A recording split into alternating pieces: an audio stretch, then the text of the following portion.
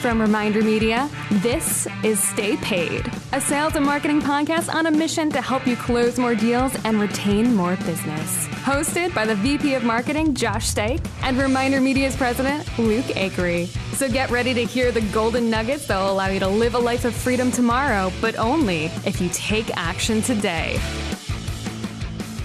Welcome to another Silver Dollar episode of Stay Paid, where we're going to bring you some actionable advice for your marketing in 15 minutes or less. Today, we're going to discuss maybe one of the most overlooked and powerful weapons in your lead generating arsenal. You might not even be thinking about it. It's your landing pages. Now, can I ask you a question right off the get-go, though, that's kind of out of left field? So not sure how you respond to this. Is because social media, specifically Facebook, is giving you the ability to enter in or collect information from not leaving the platform, lead forms within 100%. Facebook. Love them. Do you think landing pages are naturally going to slowly drift in viability from a social standpoint? I think overall, the more platforms that start doing that, certainly the less you would need them, but you're still going to need them for your email. You'll still need them for downloadables. You're still going to need them for your direct mail marketing, right? If you're driving people to a landing page from your direct mail marketing, you're still going to need them for your Google ads, right? So until Google starts creating forums that you don't have to leave the search platform in order to get information on, which I'm not sure, where they're heading there.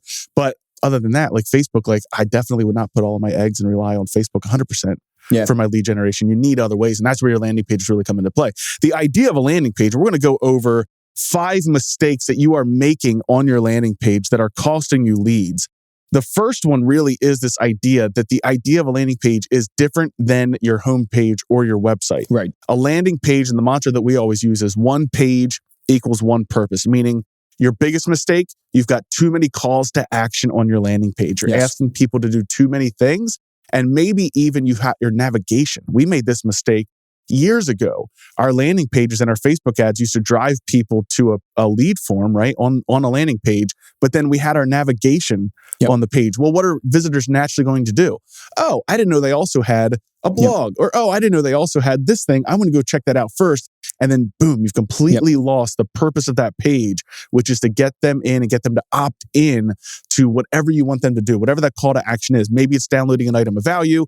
Maybe it's scheduling an appointment with you. Maybe it's doing a free demo or doing a free trial, but it's got to be super, super hyper focused on that one thing that you want them to do. Yeah, one page, one purpose. The one thing I would add is that you've got to, though, make sure that you're giving enough information. I think I've hit a lot of landing pages, at least in my own kind of, workings. And as people are trying to sell me things and I'm interested in things, and I get to the landing page and they have no navigation, right? So I can't go anywhere, but they don't give me enough information that I'll actually fill out the form. Like there's not enough trust signals. There's not enough data on what I'm actually getting. That's a huge point. You have to be it's one purpose. See that with Google ads landing pages for some reason. Like I actually tend to avoid a lot of Google ads because I don't feel like I'm going to get everything that I need. That's a great point. Whereas I don't get that same impression from an Instagram ad that goes to a landing page, maybe because it's more visual. Well, I think also you got to think about what is the purpose of your landing page from this context. It's like if you're downloading like an ebook. So I think of things that attract me, like the 3 things you need to be measuring for your sales reps. If I get to that landing page and it literally goes enter in your first name and your email address in order to get the 3 things you need to know or be measuring for your sales reps, I'm good to go. I have enough information because I know what I'm getting. I know what they need to give it to me. But if it's like a product, so take our product, for example, ours is tricky, right? So because it's a product and you think it's a customizable magazine and there's so many details to it. And so it's trying to make sure you tailor your landing page to give people exactly what they need. So for us, like one of our most popular is send me a sample, right? Because we're not explaining necessarily, it's all about just seeing the product, not necessarily about how much it costs, not necessarily about what you can customize with it. It totally is about just like, hey, this is an amazing thing. You want to see it? Send me a sample. Yeah, you mentioned some great principles in terms of the copy and making sure that the landing page matches the ad copy that we're going to get into in, I think, our third bullet point. But absolutely, this really speaks to what you're saying with send me a sample. Like the idea of personalized calls to action. They convert 202% higher than a generic call to action. So I'll give you an example of what I mean by that because I looked up an example here. This is using let's just say you bought a new puppy and you want to buy flea medicine. This is great for the example you just gave too, but you come across a business who offers an online subscription for flea medicine. What CTA sounds better to you? Sign up That's kind of the idea. Well, what am I signing up for? What am I doing? I just clicked on an ad. I need flea medicine. Or get your first dose of flea medicine for free. So those are the two differences between when we talk about a personalized call to action. You're personalizing towards the user's need, right? So beautiful marketing, send me a sample. Okay, I see what I'm going to get. I know what I'm going to get from them in return. I'll fill out this form. It's really like look at your landing pages today and ask yourself, if you got here, do you know in a matter of seconds what I'm going to be getting and what I'm supposed to do? Love it. And if you don't, it's like, the example you gave one time on a podcast, imagine your prospect is running on a treadmill, and every time you are... the mental energy that you have to expound for understanding your website. Probably the time frame you get is under 3 seconds from somebody on an actual page.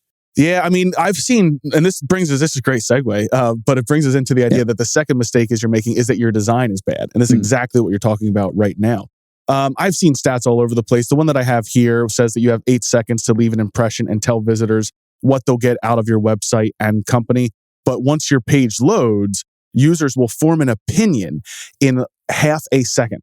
Users will form an opinion about your company in half a second. And then the studies say you get about 8 seconds.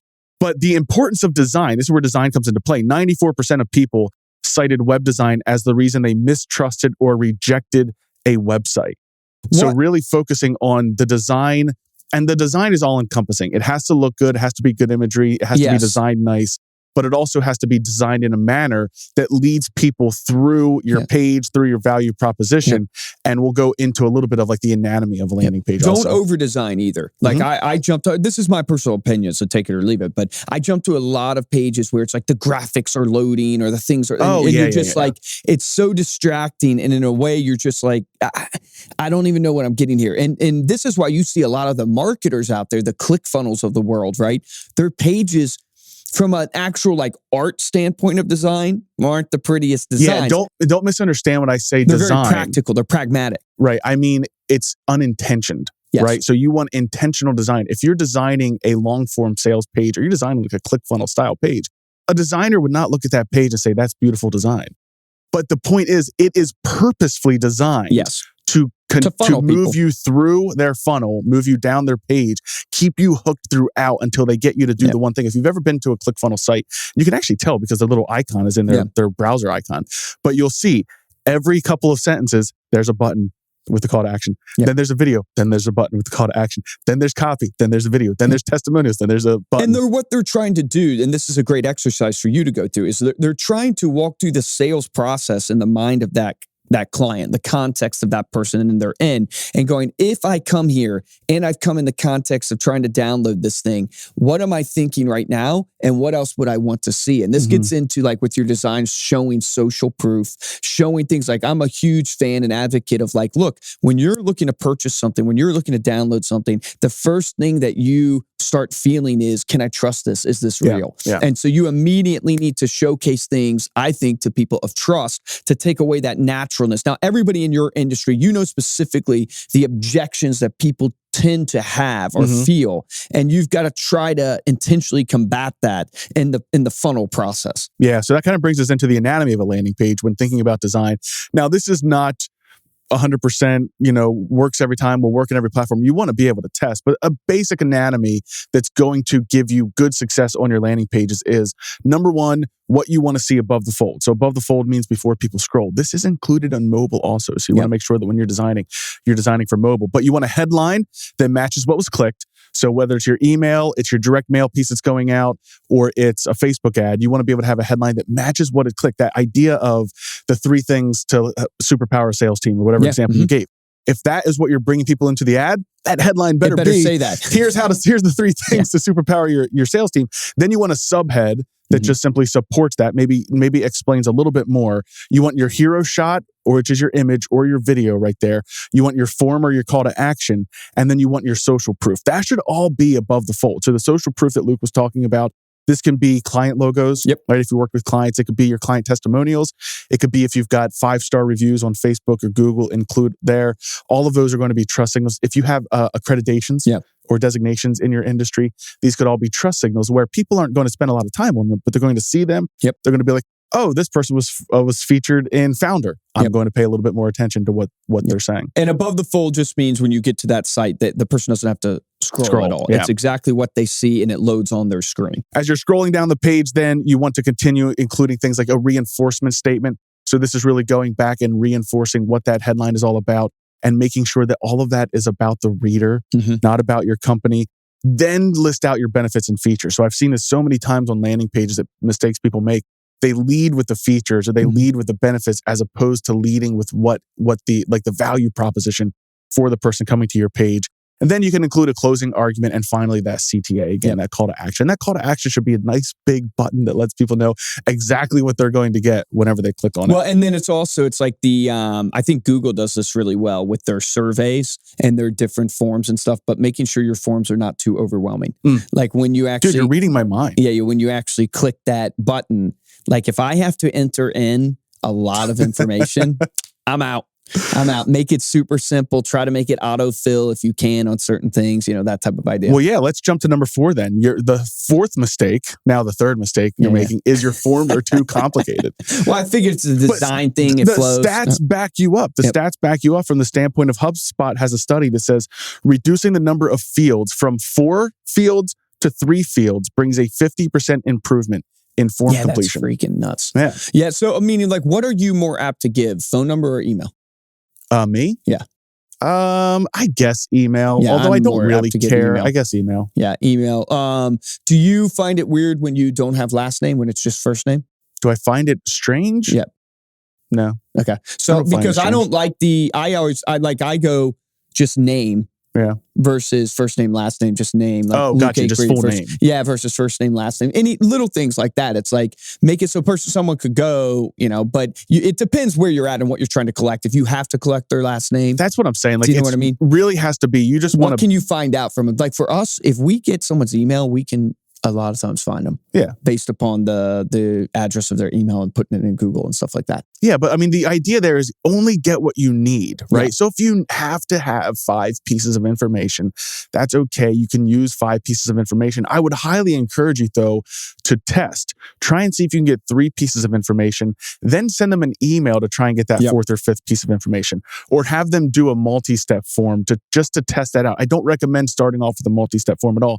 Try your 5 fields, then try 3 with a multi-step form where you're getting the extra information, then try 3 where you're trying to get the additional information through your email. If you're using like a piece of marketing automation, you can actually set up progressive profiling, which is super powerful because now if somebody comes back to your site after you've got their name and email and they come back to your site, you now already have their name and email filled out, and then you're asking them for their website or you're asking them for their phone number on the next one. Couple things though, if you think about your form, right, that we do that could apply, that can help you is, one is if you're getting too many leads that aren't converting, your conversion can force you to put on the form more things. So for us, it was industry. We weren't converting, not knowing what these industries are before we call. So getting people to put in their industry was something we added. But another thing that we added was, how do you want to use this? And we listed out, how are you thinking about using it? But it was really more of a selling tactic than an actual, we need you to fill out this piece of the form. I want to use this to make more money. Yeah, I want to use this to get referrals. So if you think about the form that way, you can make a checkbox thing of going like, you're not really selling, but you are selling within your form by going, here's how most people use it, which is fantastic. Wow, I never thought about using it like that. And then you have all of the above I use this for. The 4th mistake that you're making is that you are not spending enough time on your headline. So your headline is your hook. David Ogilvy, famous ad and copywriter, said 80% of your dollar is being spent on your headline. That continues to be true today. Studies show 8 out of 10 people will read your headline. Only 2 out of 10 will read the rest. So this is really where you want to focus on being extremely clear and think about it in the terms of these 3 words, right? Clarity, relevance, and empathy. You don't want to be overly wordy. You want to be extremely clear. It's got to be incredibly relevant to the person visiting your landing page. And you know that it's relevant to them, or you know how to make it relevant to them by looking at the link or the ad that brought them there. And then the last thing is you want to be empathetic towards them. So your example, again, going back to the sales team, Luke wants to build a high-powered sales team. So understanding that that's where Luke's drive and his motivation is coming from, having that empathy then allows you to say, well, what would I want to see if that's my desire as well? I want to see 3 ways to superpower my sales team. We interviewed, what's his name? Brendan Kane. And he wrote a book called Hook Point, which is all about this. I forget the episode number. Great exercises to go through to create hooks. He has, I mean, a ton of info on this. And understand writing hooks is an art form. Like it's something, it's a muscle you have to build. If you're a songwriter, the more songs you write, the better you get at songwriting. Dude, the more hooks you write, the better you're going to get at writing a hook. I love that analogy. Of literally writing a hook for your... Brendan Kane's episode was $199. If you want another book to help you out with landing pages, StoryBrand has a great chapter on the best way to cultivate your building a story. Page. That's a phenomenal. Donald Miller. This is a shout out to you to come on our podcast. Yeah, here's some real world examples to help you with your headlines. I pulled these from Instapage. So here's an example of the to the point headline: Secrets of B2B content marketing success with influencers. Here's an example of a how-to headline: How to accept credit cards with secure email shopping cart. Start your free 14-day trial now. So it's kind of showing them this is going to show you how to do this. The number headline. So this is using statistics in your headline. Salesforce uses turn up customer satisfaction 45%, turn on Sales Cloud or Service Cloud. So there's some clever there. Turn up and turn on.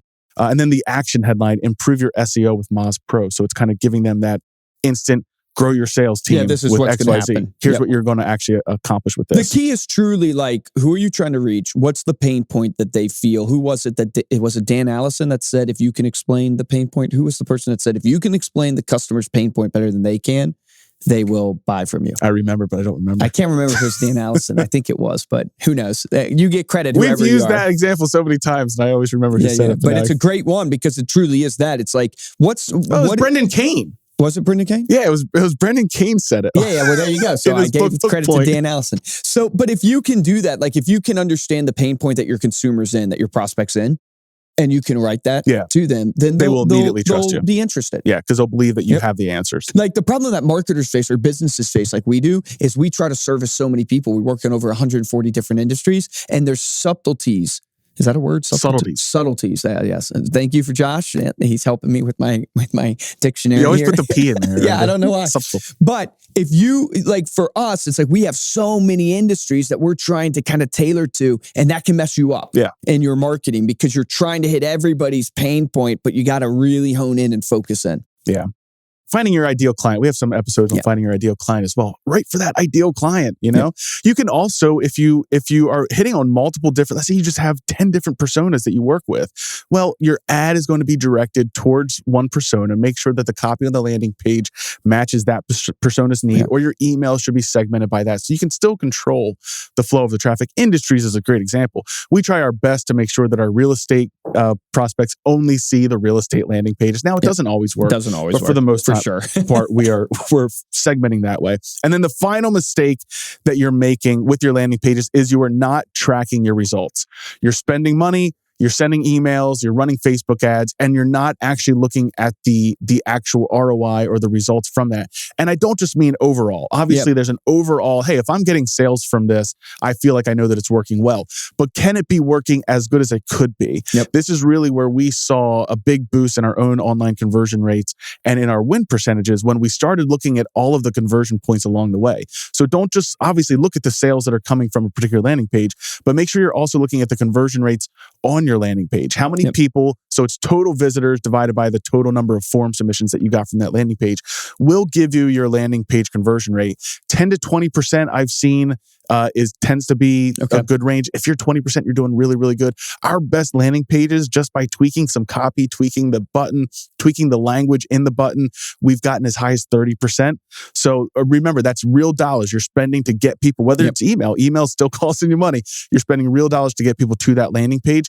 Make sure you're looking at how they're converting on that page. Yeah, no, it's such a good point. And you can use Google. If you have Google Analytics hooked up on your website, you can see how many visitors are coming. To all of marketing. All of marketing, tracking your traffic source also is a huge way to do that, because I can show you your email traffic versus your Facebook traffic and what you might need to tailor independently for each. So there you go. Those are the 5 mistakes that you are making with your landing page that are costing you leads. How much time did we do that in? Couldn't have been 15 minutes. In 19 minutes. I know. I saw your face. You're like, I should probably stop talking because. Yeah. I was like, man, I'm talking too much here. Well, we said that the the meat of it is in 15 minutes. Yes, we exactly. spend a couple minutes ahead of time. We're going to spend some minutes afterwards. There's some banter here and there. If you listen on 1.5, If you hate the it's banter, definitely just 15 minutes. Put it on mute. Yeah. You can't listen to Josh and I on 1.5 for some reason. It just doesn't work. Like I listen to a lot of audiobooks and podcasts on 1.5 speed, but you can't with us. It's like we talk too fast. Thank you so much for listening. Head on over to staypaidpodcast.com for the show notes and the video of this episode. And to help you keep track of your conversions, you can actually download our free lead calculator at remindermedia.com/calculator. To support the show, we'd love it if you subscribe on Apple Podcasts, and you can leave us a 5-star review and a comment to let us know how we're doing. And the best way to help out the show is to tell a friend. Luke, what happens when you drop a steak on the floor? It becomes ground beef. Even the audience laughed at that one. Well, look, a steak pun is a rare medium well done. Oh my gosh, we got a 2-for-1. How do you like your steaks anyway, Luke? Medium rare. I tend to like mine a little undercooked, but that's rare. Should I keep going? What's a dinosaur's favorite steak? Raw.